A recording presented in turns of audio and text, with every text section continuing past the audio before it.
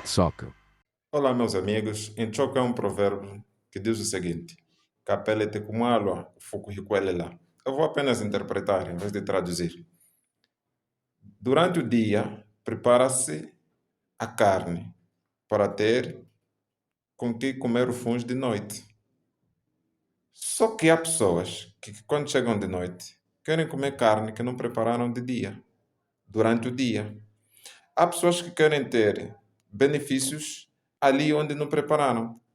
Há pessoas que esperam sucesso sentados. Há pessoas que não se esforçam antes para depois colher benefícios. Então se lembre sempre, capelete como água, o fogo e lá. Se de dia não trabalhar, claro que de noite vai passar fome. Viva, espero ter ajudado.